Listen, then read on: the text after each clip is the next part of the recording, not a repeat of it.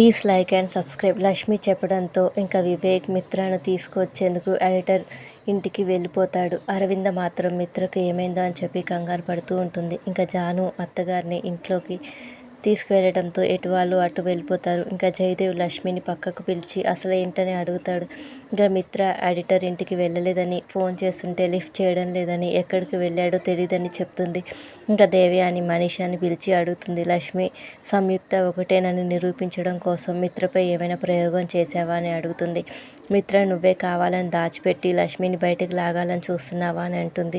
నాకు అసలు అలాంటి ఆలోచన రాలేదని ఇంకా మనీషా నేనేం కిడ్నాప్ చేయించలేదని చెప్పి అంటుంది. మిత్ర కోసం బయటకు వచ్చిన వివేక్కి ఇంకా మిత్ర ఫోన్ నుంచి కాల్ వస్తుంది. అన్నయ్యే ఫోన్ చేశాడని ఇంకా సంతోషంగా ఫోన్ ఎత్తితే అవతల నుంచి ఎస్ఐ వాయిస్ వినిపిస్తుంది. బీచ్ రోడ్డుకి దగ్గరలో ఒక కారు ఆగిపోయి ఉందని, అక్కడే ఈ ఫోన్ దొరికిందని చెప్తాడు.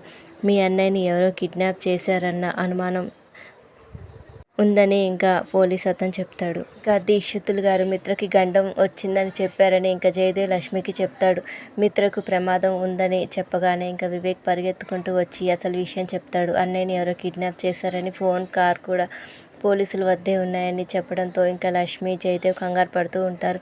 ఇంకా మనీషా మాటలను నమ్మని దేవయాని మరోసారి ఆమెని మనీషాని అడుగుతూ ఉంటుంది. నువ్వు ఈ మధ్య తిక్కగా ఆలోచిస్తున్నావని చెప్పంటే నీ మీదే నాకు డౌట్ ఉందని చెప్తుంది. మిత్ర విషయంలో నేనేం చేయలేదని చెప్తుంది మనీషా.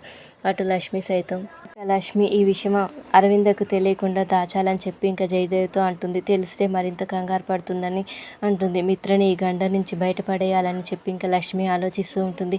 ఇంక కిడ్నాపర్లు మిత్రని తీసుకువెళ్ళి వచ్చి చీకటి గదిలో బంధిస్తారు. అర్జునే నన్ను కిడ్నాప్ చేయించాడు కదా అంటూ మిత్ర కిడ్నాపర్లతో అనడంతో వారు కంగారు పడిపోతారు.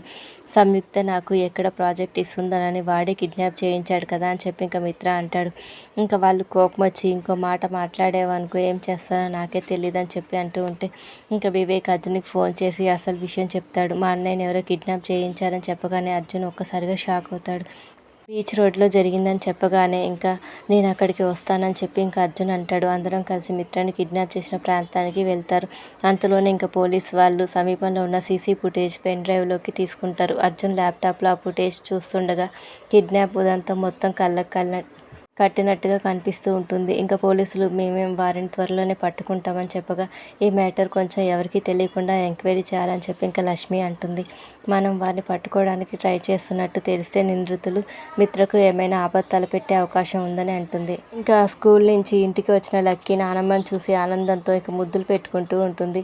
నేను తయారు చేసిన ఫ్యామిలీ ట్రీ నీకు చూపిస్తానని చూపిస్తుంది. అందులో ఉన్న లక్ష్మి ఫోటో చూసి ఈ ఫోటో నీకు ఎవరు ఇచ్చారని అడుగుతుంది. అమ్మ స్థానంలో ఈ ఫోటో పెట్టమని ఎవరు చెప్పారని అడిగితే ఇంకా సంయుక్త ఆంటీ పెట్టమని చెప్పిందని చెప్తుంది. అందులో ఇంకా లక్ష్మి వివేక్ అక్కడికి వస్తారు. వాళ్ళని చూసిన లక్కీ నాన్న కావాలి ఎక్కడ అని చెప్పి అడుగుతుంది.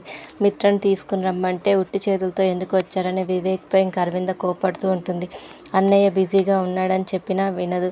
ఇంకా వెంటనే వాడికి ఫోన్ చేయమని అంటుంది. లక్కీ కూడా మిత్రతో మాట్లాడాలని చెప్పి గొడవ చేస్తూ ఉంటుంది. ఇంకా లక్ష్మి అర్జున్కి ఫోన్ చేస్తుంది.